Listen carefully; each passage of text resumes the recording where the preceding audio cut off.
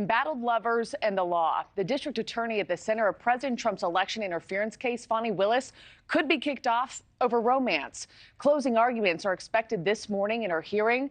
And the case, if you've been watching, it's had everything from incredibly uncomfortable moments to combative witnesses, alleged secret payouts, Willis calling other attorneys liars.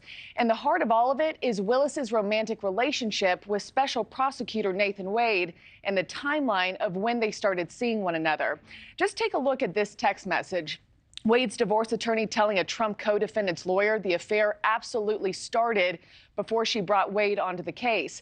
That contradicts what he said on the stand this week. So again, the big question, does this all create a conflict of interest that could disqualify them both? Elizabeth Pran will be at the courthouse today. Elizabeth, talk about another huge day in Atlanta. Boy, Markie, we have been waiting for this, right? This is a last-ditch effort by both sides to convince the judge that their clients are right. What we're probably going to hear from the state is a narrative that they're going to argue that District Attorney Fani Willis and Special Prosecutor Nathan Wade really began their relationship after they met prosecuting former President Donald Trump and those 19 co-defendants. And they're going to say it lasted just one short year with no taxpayer dollars. They had other sources of income. The lead attorney, Ashley Merchant, we expect her to portray a very different narrative. We expect her to have a passionate outline of a relationship that began long before those RICO charges came about. They had a friend who testified to that on the stand. She's also going to lay out a conflict of interest, that it was the impetus to hire Wade, that they used taxpayer dollars for fancy rendezvous, and most importantly, we expect her to say and accuse them of not being truthful under oath. As you mentioned, the media has gained access to just about 400 different text chains between Bradley and that lead attorney, Ashley Merchant. They had a long-standing friendship. Evidence shows that despite Bradley's real defiance on the stand and lack of knowledge, he knew key details of the relationship. Look at some of these text messages. Ashley Merchant, at one point, she wrote, "Do you think it started before she hired him?" He responded, "Absolutely. It started when she left the DA's office and was judge in South Fulton."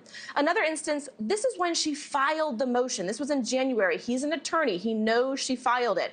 "You are huge. You will be fine." Going as far as encouraging her to depose more. And when she wrote, "She needs to fire Nathan, but she won't," he wrote, "Yep, she will go down in flames for Nathan." So look at that, and now listen to him on the stand this week. I've said over again that I didn't have any personal information where I could personally say when it started. I've said that time and time again. So I don't know when the relationship started. So perhaps not the witness that she had been expecting. If you look at a strict interpretation of the law, it is a very high bar for the judge to disqualify disqualify Willis or Wade. That being said, it's certainly a possibility, and either way, Markie, it will delay this trial. Remember, it was expected to be starting in August.